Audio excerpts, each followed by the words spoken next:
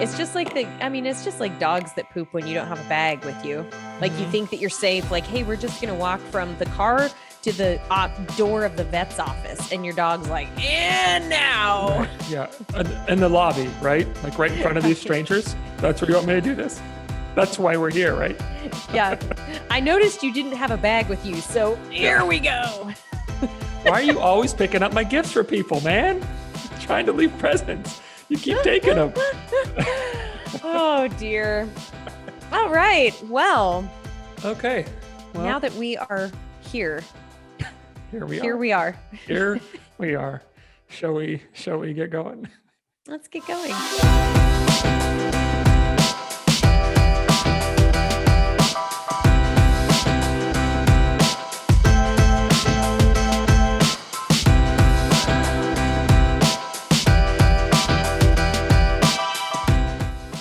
Hello, and welcome to Middleish, the podcast about moderation in all things. I am Michael Gray. And I am Erin Green. How is it going, Erin Green? Pretty good so far, but we actually, it's noon. We're halfway through the day. You never know what's coming. Well, our air conditioner decided to take a dump yesterday. Yeah, and it's unseasonably warm here right now. It's in the mid to upper 90s. But I saw next week. He did. 115? Yeah, it's unreal. Like this is like Arizona summer temperatures. Boise doesn't. We get triple digit days, but we don't usually get a really long string of them. And they're, you put 10 more degrees on top of what our typical hottest days of the year are like. And Matt came home last night and was like, it's a little bit warm in here. And I was fine with it because my desk is next to the vent. And so usually I'm freezing by mid-afternoon. I was like, I actually feel okay. And then he went around and was like, actually, there's no cold air coming out. And so then we start investigating and we're like, and we don't have an air conditioner. Do you have something coming out soon? They're supposed to call either this afternoon or tomorrow to come check it out. Yeah. Because I bet they're going to get real busy real quick. That's and here's the ironic thing. Our friend Troy, who I know listens to the podcast, just texted me yesterday before our air conditioner went out and said, my blankety blank air conditioner is not working and blah, blah, blah. And I was like, oh, damn, that really sucks. And I offered him, I was like, you could come stay in our spare room and all this stuff. And then cue the circus music, 3 hours later. And I texted him and I said, would this be funny or would it be ironic or would it be horrible if our air conditioner went out too? I think it's all three of those. Yeah. The hope is that Boise has enough heating and cooling companies to make the rounds and take care of business. But anyway, I'm trying to think the hottest I've experienced up there is maybe 205, maybe 206 or 105, 106. But that's incredibly rare. Even 103 is pretty hot for up there. But you have like 110, 113, 115, 110. I think wild. I saw. It's wild. Well, and I'm thinking of wouldn't this be payback since you got to freeze your ass off earlier this year in Houston of all places, yet we're like burning up here it's just, Yeah. We'll record an episode in the middle of that and just your hair will just be hanging and your makeup running. Like drenched in sweat. Don't mind my little glow here. I know. Yeah. Yeah. That'll be fun. Yeah. I'm hanging in there. So far, it's not too bad in here. And I'm hoping that the guys come out today and look at it. I hope it gets fixed quick because that's not something you want to endure without AC. How are you? Good. Yeah, I'm good. It's, I just as we were getting ready to record, I was like, hey, let me grab my water real quick. And I ran into the kitchen and I was going to grab my coffee too. So I popped it in the microwave real fast to heat it up. And right as I grabbed it out of the microwave, it slipped out of my hands and shattered everywhere. And so from off in the distance, Erin heard, oh, shit. I heard the shatter followed by the, oh, shit. Yeah. Oh, you heard the shatter too. Okay. I did. Yeah. It just went everywhere and my coffee went everywhere. And so I broke one of my favorite mugs. I didn't get to finish my coffee, but that's all right. I'm okay. Yeah. I'll survive. Shoot. Yeah. I would, yeah. It's not as See, bad as not having AC in the heat. So this is life, folks. I mean, yep, this is what keeping it happens. real. Keeping it real here on Middleish. So Oh, you want to our dive in? topic today, yeah. Mm. I'm trying to like segue our current conundrums with our topic today. I don't think it does really, but Yeah, I don't think it does either. today we're talking about the concept of immediacy, or what some people might know as instant gratification, related to long-term fulfillment or maybe delayed gratification. And I want to just preface this with, when I was kind of reading some of the different concepts and theories on this and why it happens, I think it would be really good for people to go back and listen to our first few episodes. That I think it's episode 2 and 3 that we hit on habits and routines. I think it So at was. the very beginning of, like, at Middleish, the birth of Middleish, go back and listen to those ones again, because we do talk about the importance of routines and habits, and it weaves very nicely into what we'll talk about today. Um, because I think one of the challenges that Michael and I both see when we're working with people is the tendency, the human tendency. This isn't a fault of anybody. This is basically how we're wired. The tendency to go for what is convenient and easy and will, kind of give us a dopamine hit or something like that immediately. So that becomes really problematic when we're looking at behavior change and lifestyle changes, particularly for health changes. So, Right. Yeah. So yeah, episodes 2 and 3. I looked real quick. Episode 2 was developing habits, and episode 3 is building routines. great. So yeah, those would be good to check out on YouTube or Spotify or iTunes, wherever. Yeah. Yeah, it's an interesting thing. I think, the evil genius, I guess we would call it, of like the diet and fitness industries is really capitalizing on this immediacy, on sort of the quick fix, because we do want things as fast as possible, and I think one of the big gaps in logic in that is that when things happen quickly, they usually don't happen well, because Yeah. you don't have the time to do them well. In fact, I've asked clients before, maybe I've even posted this like on Instagram or something, like, imagine you were having a house built. Like, would you want it rushed and done as quickly as possible? Or would you want it built well, so you knew it had a good foundation and could weather storms and could keep you hot and cold? And like, what would you want? Would you rather wait for your house to be done well? Of course, obviously. Well, now if we apply it to our own bodies, like, why do we? Nope, just as quick as possible. I don't care if it's a disaster. I just want to lose the 30 pounds. Right. And then there's no thought long term about, well, what does that mean down the road? You know, And um, I think people lose sight of the fact that a lot of the reasons why people want to seek behavior change. So, I mean, weight loss is a very common one, or maybe they were diagnosed with something, diabetes, heart disease, mhm, or they developed some kind of, health problem that they want to address through this. Those problems didn't necessarily just happen overnight. This has been a right. long, steady, you know, process to Mhm, get you to where you are. So if you were to approach your, health changes the same way and do it, gradually, steadily, and consistently over time, that serves you much. And it's way more logical to approach it that way than to just right. expect these things to happen so rapidly and Mhm, immediately. yeah. Yeah, but it's tough to get people on Well, board with that. absolutely. And it really is. And even when they come into like a working relationship with you saying like, I know I didn't get here overnight, so I'm not expecting changes overnight. And then as you get a couple weeks into it, it's like, yeah, you're totally expecting changes overnight.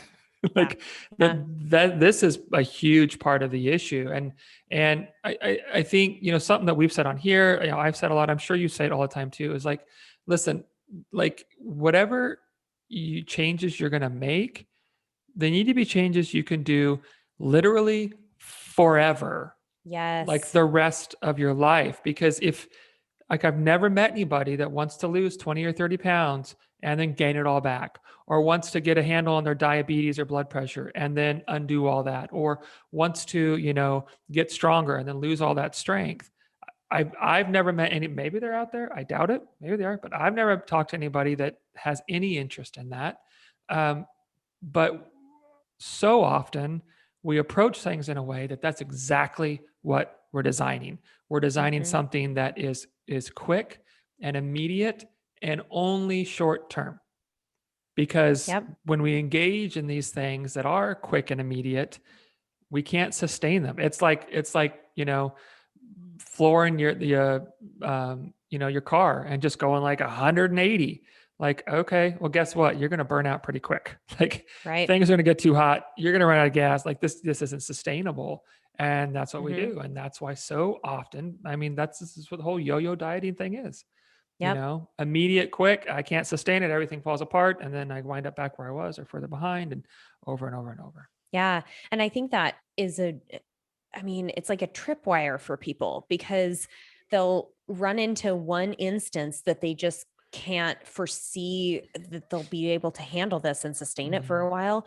And they're just like, F it, I'm done. Like the whole thing. And it just blows up in their faces, versus recognizing in that moment that maybe there are some other things at play in your life that are making this seemingly simple choice that you have agreed to do, and you have chosen, this is the path I want to take.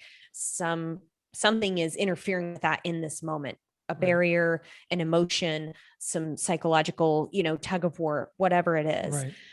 You have to look beyond that moment and see what the possibilities are that lie beyond this moment. Definitely take care of yourself in that moment. I mean, I have told numerous people that, man, if you're like dead on your feet, exhausted after a hard week, and you don't want to go to the gym, don't go to the gym. Like, take care of yourself, Probably the best thing. Yeah.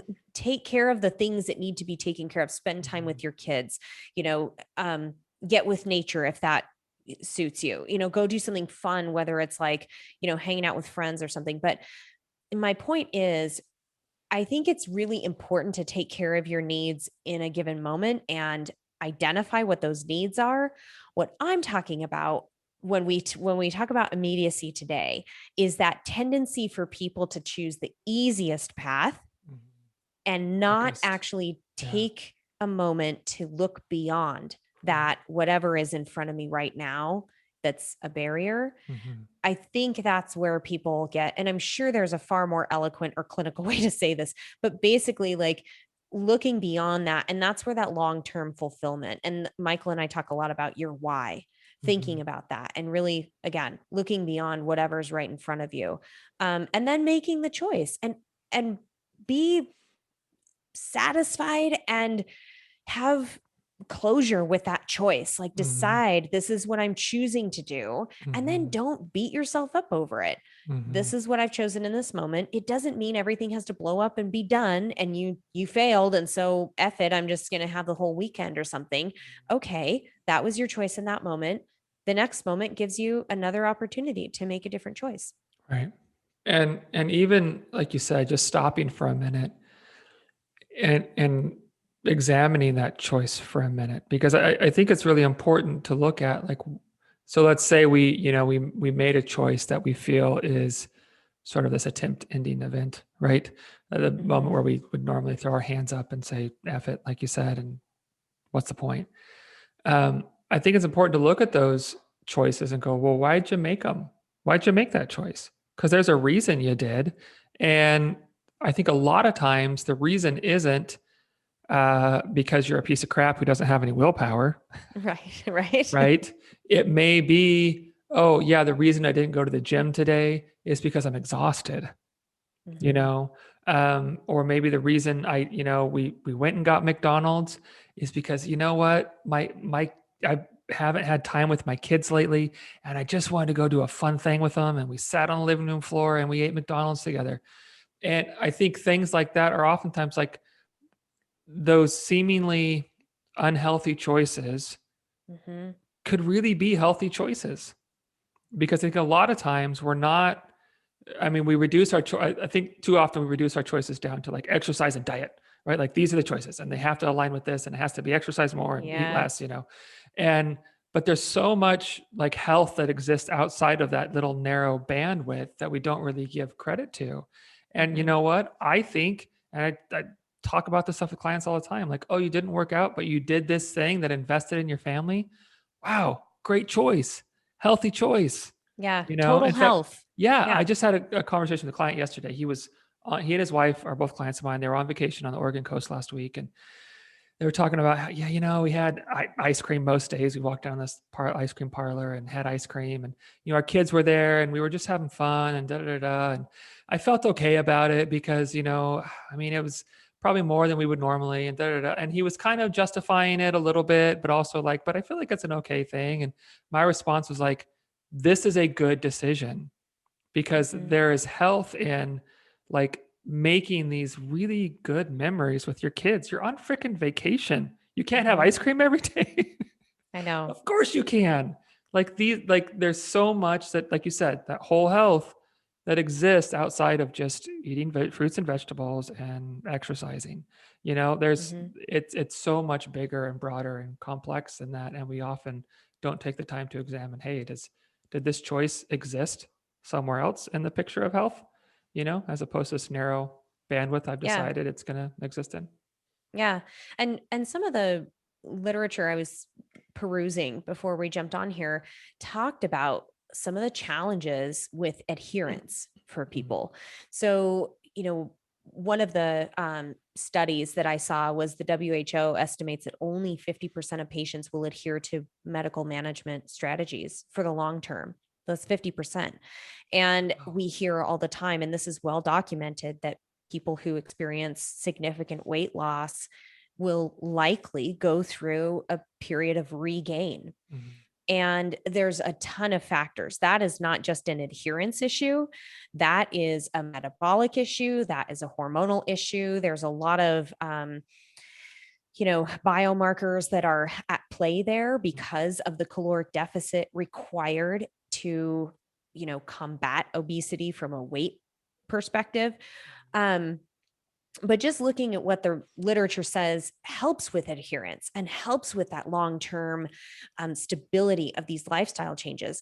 One of the things is to make it flexible and include different kinds of foods, include different kinds of activities. So it's not just this very rigid and boring specific plan, because that I still am fascinated with people that get really roped into these very specific and rigid diet plans or exercise plans. I can see the appeal of it because it's very much like you have this um very explicit, like, do this, not that. Here's your list of do's and don'ts. And so you have like these rules to follow. Whereas flexibility, though, is obviously it's there in the literature. This is one of the keys to long-term sustainable lifestyle Yeah. changes. Why is it so hard for Yeah. people to embrace flexibility or moderation, as we Right. like to talk about? Why Right. do you think that's so hard for people? So I actually just I posted a video kind of on this topic yesterday. Did you see that by Oh, chance? I didn't know. Okay, yeah. So that's funny because I was like, oh, we're kind of talking about that a little bit. I think a big part of it is I think a lack of trust in ourselves to be able Mm, to follow through for us. And I think that comes about not because we're untrustworthy, but because we have an industry, diet and fitness industry, that are constantly telling us you're not trustworthy. You yeah. you can't handle this. So let us, kind of like we've talked about before, like outsourcing success. Like let us handle it for you. We'll tell you what to do. You're not capable of this. You don't have what it takes to do this on your own. So we'll give you the checklist. You just go through it, right? And you'll be fine. And if you can't sustain it, well, that's your fault, but you can try again later. Versus actually teaching people anything about how do I begin to trust myself? What does it mean to take care of me? What does it mean to listen to Mhm. my hunger and fullness cues, or to improve my relationship with food? How do I begin to learn these things? And really, I think it shuts all that down. It says you're not capable. So just rely on us completely because we'll get you there unless you can't hack it. And then that's your Yeah. fault. And Yeah. I think that's where it comes from. And because I mean we're beat over the head with this stuff very early on, we accept it. You know, we Mhm. believe this bullshit that these industries tell us over and over. And so okay, so I can't do it on my own. I Yep. have to avoid all carbs or never eat past 7 p.m. or fast for 20 hours, you know, whatever it is, because I can't hack it. And we just sort of buy into it because, well, surely they know what they're talking about. Look at these before and afters. People look Right. amazing, you know? Right. So Well, and when that messaging is given to you and fed to you from a very, very young age, very young. and possibly even from your parents or Mhm. anybody in your life that you're observing attempting lifestyle changes and dietary behaviors, it I mean, we have this deeply ingrained belief system all of a sudden. And one of the things I had read through this theoretical framework, and I'm not going to bore you with the whole, like, it's very, very dry reading, but to me, really interesting. But it's basically talking about um, the social cognitive theory. And it's talking about these four sets of constructs. And you just hit on one. The first one is health knowledge, which I really think there's a ton of concrete, trustworthy information out there Mhm. if you know which sources to look at. And chances are, most of those trustworthy sources are saying very similar things, Absolutely. more fruits and vegetables, choose lean proteins, make most of your own food, moderation in these categories. I mean, we can all kind of talk about the knowledge, move your body more, get regular exercise, those kinds of things. So, health knowledge is one, but then self efficacy beliefs. And that is exactly an outcome expectations. That's exactly what you were talking about, is that belief in yourself that I can actually do this and follow through. And man, I use the word empowered a lot of times when I talk about food choices and food relationship and just your belief in yourself and feeling empowered to make the right choice for you in the moment and to trust that choice and then to move on and you have another opportunity for a choice later on, I think is eh, just I mean, that is like the crux to me Yeah. for people to truly believe that they have the skills and the ability to follow through with these choices. Right. Another interesting construct here is self-regulatory skills, Mm. and this is the belief that you actually have power over your actions and your behaviors. That's a tricky one because Mhm. people will say, like my husband says, if I have Oreos in the house, I can't help it. It's a sleeve a day. Like that's what I'm eating. So he doesn't believe he has that self-regulatory ability. However, he does, because I Mhm. know we've had conversations about this and observed it. And I'm always like, I can always point it out, when I observe it and I see it and I'm like, oh, see, you know, you are able to stop. And then the barriers to change, like environmental, psychological, Yeah. social barriers. Yeah. So I thought that was interesting, just to look at those four constructs and maybe help people, if you're listening to this and you're like, oh my God, this is totally me. Maybe think about those things. Do you need additional knowledge? Like some people just want a Q&A with me. I don't know Mhm. if you get this too, but they're like, I just have a billion questions and I need Mhm. information. Some people want that self-efficacy and kind of that I need to believe in myself and learn how to trust myself. Some people need to overcome barriers, whether it's like time management or, meal prep or picky eating in the household, whatever. And then some people just really need to practice that behavioral modification piece and following through. Yeah, I like that. That's a good list. So for you in working with people, when someone feels like they just need more knowledge, do you Mhm. feel like that's often actually the case? That they really need to learn or understand more? I'll probe a little bit on that, Uh-huh. because usually I'll ask something to the effect of, um, if they just have some simple questions and I provide some answers. And of course, this is either from my experience, my professional assessment, or from the literature and what the evidence says. Mhm. And then I'll ask, so how does this knowledge how would this apply in your life? How could you apply this? How does this change how you might approach something? Because pure knowledge does nothing for someone's health. It does nothing. Right. You have to choose to apply that knowledge somehow. It Mm-hmm. results in a change in behavior Yeah. or a change in thought process or Yeah. a shift in your environment. There's a number of things that knowledge then contributes to, but you Right. have to turn it into change. You Yeah. can't just have more knowledge, read a Yeah. book, and that doesn't do anything. Yeah. So Yeah. I would agree. I think most of the time, I think I'm like, you don't need to learn anymore. You know what you need to do, right? Like, yeah, I mean, even sometimes, even like not even like a first call with a client, just like maybe a sales call or a consultation call, it's like they'll tell you all the things that they know already. It's like, yeah, I know I need to do this. I need to do this. And they'll say 4 or 5 things. You're like, yeah, if we could do that stuff, things would be pretty great. I think you'd probably feel fantastic. It's not knowing, mm-hmm. most of the time. It's how do we, like you said, how do we apply it? How do we begin to make this a part of what we do?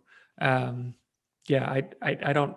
It's been pretty rare that I've come across someone's like, okay, we really just need some basic education here, Right. because people know I need to eat more vegetables, I need to eat more fruit, I should probably Mm-hmm. eat less processed food. It would be really good if I exercise some, like people know those things. It's that application, like you talked about, that is Yeah. usually the struggle, or those barriers, absolute barriers, and that can be a bunch of things. Yes. And But like yeah. troubleshooting. And Hmm. I think it's important, like when I was looking stuff up for this episode, the concept of delayed gratification, which I just really liked this very upfront definition. It's the act of resisting an impulse to take an immediately available reward in the hope of obtaining a more valued reward in the future.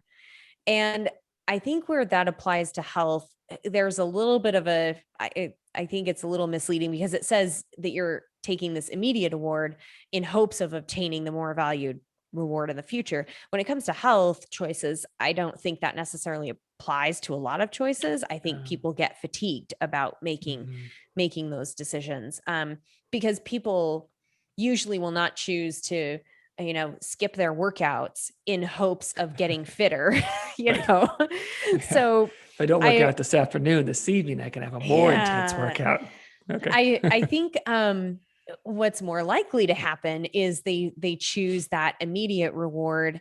I mean, perhaps in hopes that they'll have more energy for tomorrow's workout, or perhaps in hopes that if they just satisfy this craving for a certain food, or they, Hmm. satisfy their emotional needs with this certain food, that maybe they'll feel better about getting back on that bandwagon tomorrow. Hmm. So again, I think that it's in hopes of, if that whole more valued reward in the future applies to this health benefit, or the health argument that we're having here, Hmm.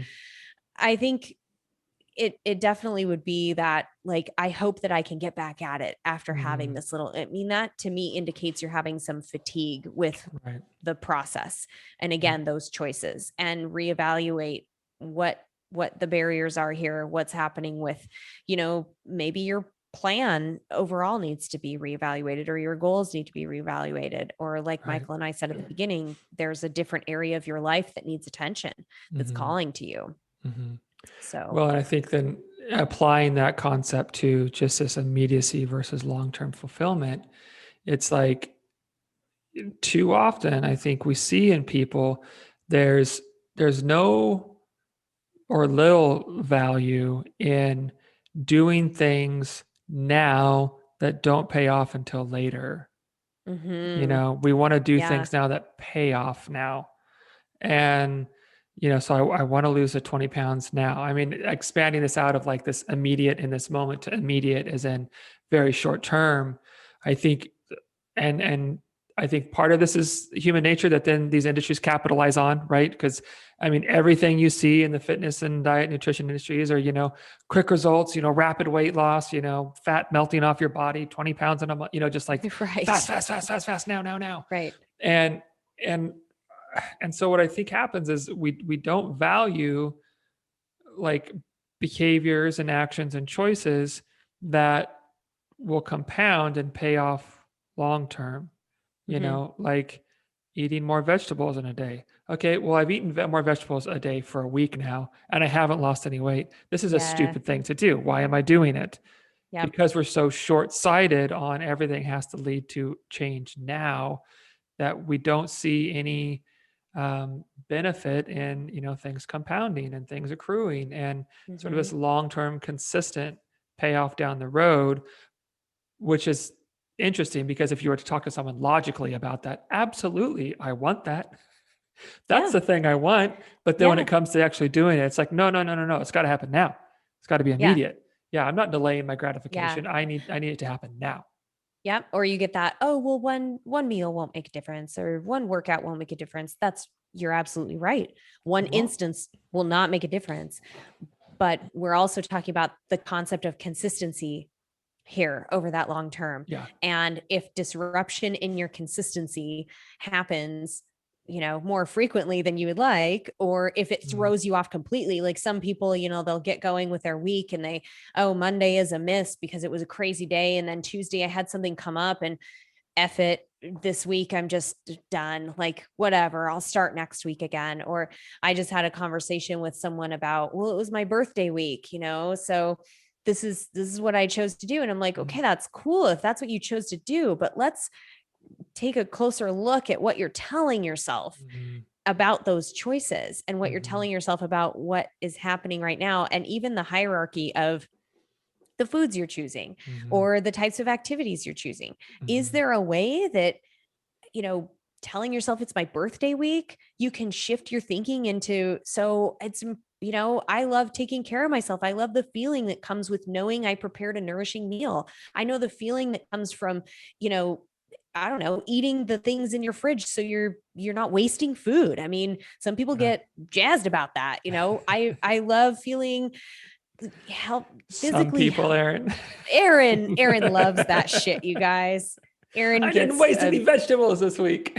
I get a total rise. And if Matt ever listens to this episode, he will be like, yes, I get a total rise out of salvaging little Yeah. bits and pieces of random ingredients out of my fridge.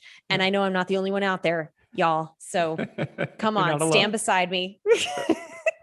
But if people would maybe think about that again, I think this has to do a little bit with how society tells us, this is a desirable behavior and this is kind of a more punitive behavior or something you Mhm. you know wouldn't necessarily choose to do.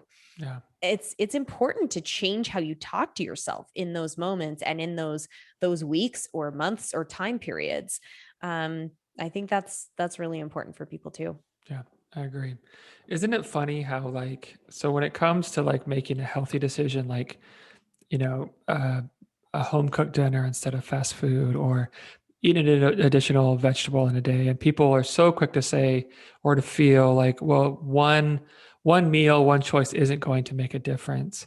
Mm-hmm. But then when it comes to they're have been doing really well with their goals, and then they have fast food or ice cream, it's like the end of the world. It's like, wait, Yeah. I thought one meal what Right. couldn't make a difference, but why Right. is this one make all the difference? This taste Yeah. things don't add up here. Yeah. Yeah. It's no, Yeah, that's an interesting paradox that we yeah, often tell I see ourselves. a And lot. I think. I think people have to be honest with their justification of their choices and behaviors when it comes to that. And that's where I think you and I come in to point those kinds of things out and be like, well, Mhm, wait a minute though. This didn't seem like it was that big of a deal for you, but it's kind of a similar situation or a similar concept, and look mhm, what you did in this instance. So let's examine that a little bit more closely.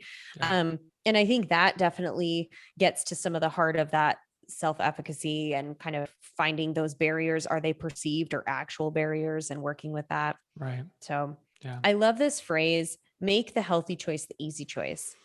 That was something that a dietitian friend of mine said years and years ago. And I was like, oh, that's clever, because convenience, and we talked about this in one of our episodes, convenience versus, what was it? Convenience versus, let me look here. sorry, I don't even remember the title. But making that healthy choice, and healthy choice could be 1,000 things, right? It could be something with food and nutrition. It could be something with Effort, your convenience versus convenience effort. versus Yeah. effort. Yeah. But making a lot of times making changes in your behavior takes effort, and it takes conscious, focus on, I have to kind of make this change happen. So how can you make it as easy as possible, as effortless as possible? So yes, it's going to take work, but how can I make it, you know, as easy as possible? Right. Things that come to mind are, I think we've talked about this a couple times, like pack your gym bag or lay your clothes out the day before, the night before that you're going to go do your workout. Like make it just impossibly easy to roll out of bed and get dressed in your workout clothes. You know, um, prepping food in a simple fashion, just doing it all at once in containers in your fridge so you can just grab them out of the fridge. Yeah. Packing up leftovers into smaller, containers of mini meals so you can take those with you to, for lunch, or so you have a snack in the afternoon or whatever. So there's lots of ways that you can make it easier. And the complexity of behavior change is one of the main reasons why adherence is so low if it's too complex, Right. which is why when we talk about some of these like celebrity diet protocols and stuff, I'm just Jeez. like, shit, I don't even want to do that kind of math. Are you kidding me? And I'm a dietitian. So No. don't make it too complex, Yeah. I mean, I'm not going to like talk negatively about this. I don't think I'm going to, but I mean, macros are really big right now, Yeah. like certain percentage of macros. And I see a lot of coaches, coaches that I feel are good coaches, like they're just really big into macros. And to me, I'm just like, man, I think you're making it more complicated than it needs to. Like you got people stressing over like, oh, I was supposed to get 31% of my food from carbs. I only got 30%. So how do I get, and it's just like, this is freaking unnecessary. Like it's Right. so unnecessary, and I think there can be an appeal. Like when we say things that, or when we see things that seem to be complex, I think sometimes we feel like, oh, there must be something to that because it's hard, right? Yeah. Yeah. Yeah. Okay. So it's got to be hard, right? Like, yeah, I can't ever have a carb again. It's got to be hard. It's got to be really hard, Mm-hmm. which is funny because we also resist hard I know. so often. I It's like know. there's all these dichotomies in this, which is really interesting. But I think you hit the nail on the head. Like the easier we can make the choices we want to make, the more likely we're going to do them. And that's, that's why we talk about things like planning ahead, like laying your stuff out. Like if, one of my favorite things to do with clients is, hey, look at your week, plan dinners, right? Yeah, Plan dinners for totally. each night because dinners are where most people have a really hard time. They can do great with breakfast. They go to work, they have their lunch, whatever. They get home, they're tired. They don't want to make any more decisions. They don't want to look in the pantry and the fridge and go like, oh, what am I going to make? Mm-hmm. But if you know what you're going to make on what specific night and you've already gone to the store and you have all those things, you're a lot more likely to do it because you don't have to think about a thing. You just got to execute it, Yeah. you And know? can we be clear that when you're planning dinners, I am dead serious that it could be a frozen pizza and some frozen veggies that you steam and a Yeah. glass of milk or something. I mean, we're not talking about this Pinterest worthy food prep that you Right. see. We're talking about like what works for your Mm-hmm. family this week. If it's Mm-hmm. chaotic, maybe you have a different week where it's easier for you Mm-hmm. to, make a dish from scratch, or, Mm-hmm. go shopping for special ingredients. But right now, if this is what makes this doable for you and is still falling within the realm of improvement, remember, Mm-hmm. we're looking for progress, not perfection. So if you're still falling in that realm of this is better than the alternative that I've Mm-hmm. been doing, then hooray. Yep. Yep. Let's make it doable and easy for you. Yeah. And this quick sidetrack. I feel like I say this every episode. Let me I get off know, but track for a minute. but they're never too off track. But Pretty good. here's I would present this argument, not to you, but just in general, this argument that if the options are okay, the evening scramble, I don't have anything prepared, we're just going to drive through Burger King and grab something. And the other option is, hey, on Tuesday night it's going to be crazy. Why don't we drive through Burger King? That second option is a healthier choice because it involves planning and following Mm-hmm. through. And there's things that go along with that that you get to then use in other situations, that you have this Mm-hmm. discipline of doing these things. Listen, I thought ahead, I made a plan, and I executed it. I would argue that those two situations are very different because there's an intention, there's planning, there's thinking through the week, there's looking at things on a bigger perspective and making the choice that feels best for that moment. Because health is not all only about, right, like fewer calories, right? It's Right. not just about that. It's about all these Right. other things. And to me, I've had clients make decisions like that. And I'm like, yes, great, good Yeah. job, perfect. You've got a Couldn't have been plan. better. Exactly. Couldn't have been better. This is exactly what we want to do, because we get to use those skills. The more we rehearse and practice these skills, we get to use them in other situations. They Yep. carry over, you know? Yep. And I've even had people that plan for something like that, Mhm. and then something adjusts in their day, or it comes time and they're like, you know what? I can do this instead. And Mhm. they adjust that plan in, to keep in line with their health goals or Mhm. whatever they're working on. So I think you're exactly right that when people are making spontaneous, unplanned choices, it feels like they're out of control. It feels like Mhm. life is running them. It feels like they can't get their feet under them, and that, oh, here Mhm. I go again, making this choice that I didn't want to make, versus that empowerment or that self-efficacy that comes from, I'm choosing this and it actually fits in my Mhm. long-term plan because this is what makes all of this livable and doable. And again, we're after lifestyle choices. That is Right. something you can maintain for a lifetime. Right. So, And that ties right back into this immediacy versus long-term fulfillment, is looking at things on a bigger picture than right now. Because I'll be honest with you, I've had a lot of clients who really dread sitting down on Saturday and looking at the week and planning things out and mm, what are going to be busy nights, what would be good nights for leftovers or crock pot or something quick. And they don't like doing it because in the yeah, moment it sucks, right? yeah, But once they've done it once or twice, even if they still don't like doing it, they go, but I really recognize. In fact, I had this conversation just a couple weeks ago with a client. She had done, I think, 1 or 2 weeks of planning meals, and then she didn't. And the week she didn't, she goes, it just felt like a shit show. Like I yeah, did it. I was like, I don't know what I'm doing, yeah.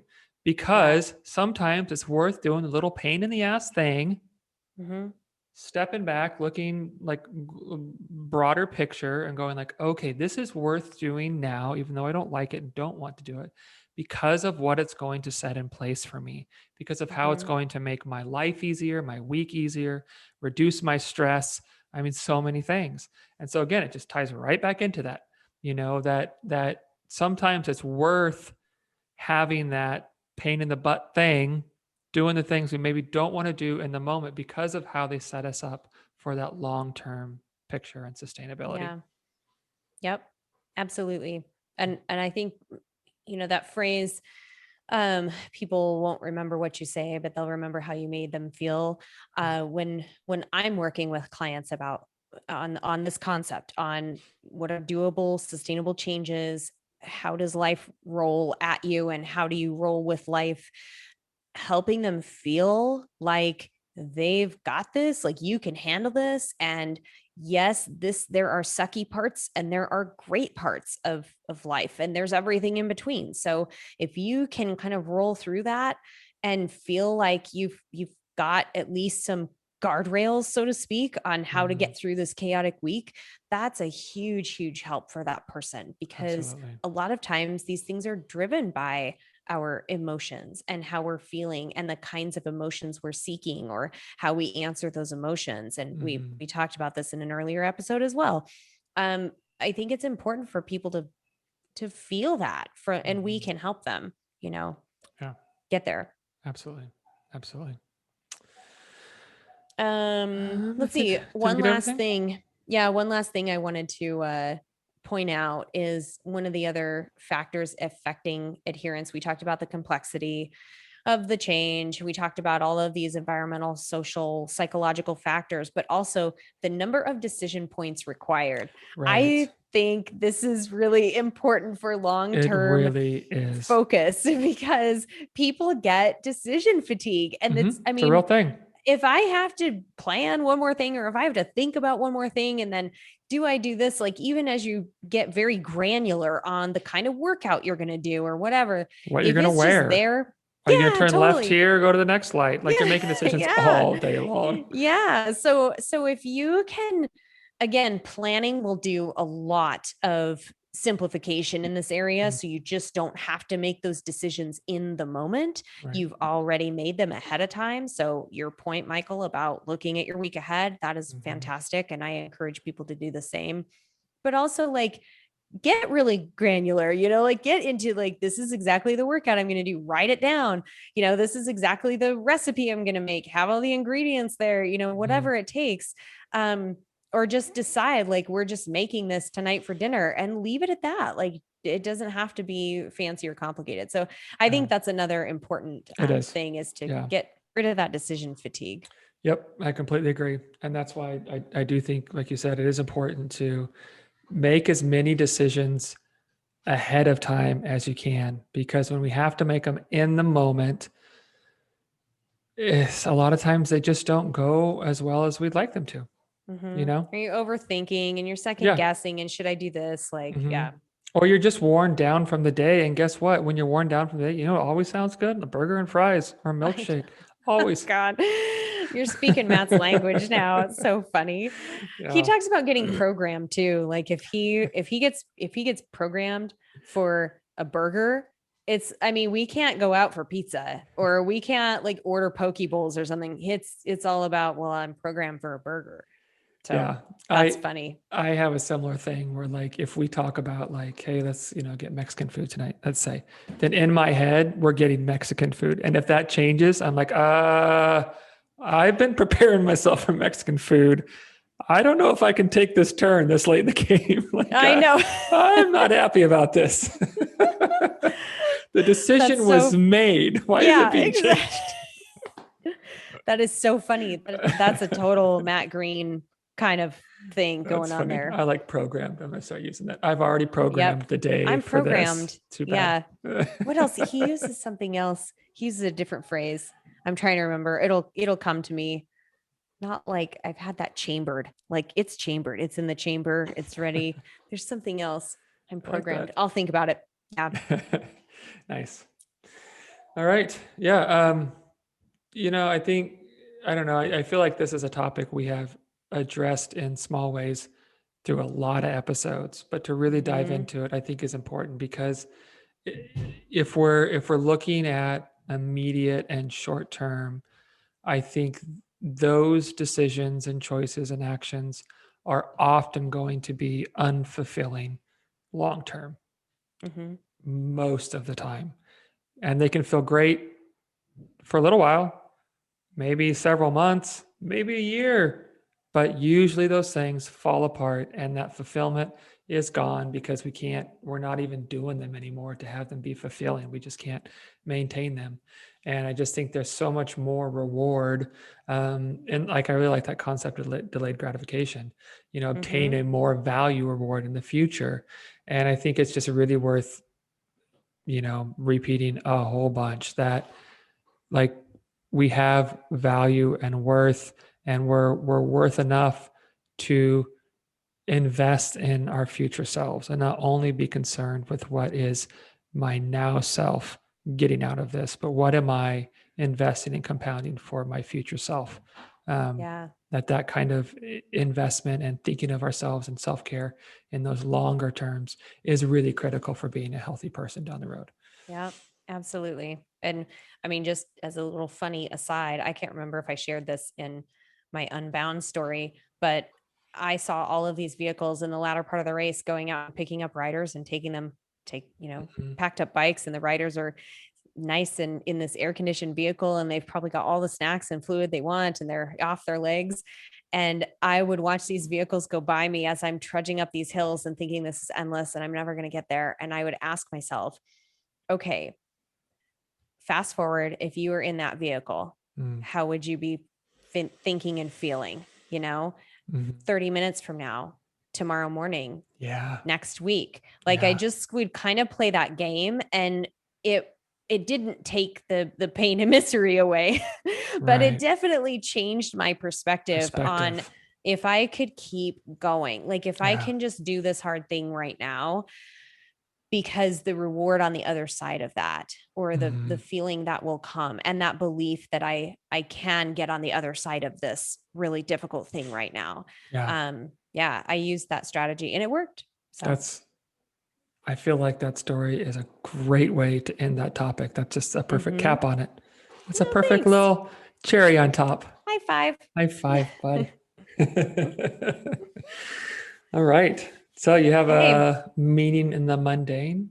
I do. And I don't know if you noticed, but I was super distracted going back through to see if I was trying to remember what date this that I'm thinking of happened, because I think it was last week. I just assumed I was boring you like usual. No, not at all. I'm like, maybe Aaron's not listening to me again. I was like, maybe I already shared this, but I don't think I did. I think this was oh no. So it was last week after we recorded. So this is a good one. All right. Yeah, we don't want any repeats. I know. I'm afraid of that. The rerun, like, we'd be over with. People I feel like mine are all repeats. It's like, so I did this with my girls, and this with my girls, and this with my girls. It's always a different sweet story. I love it.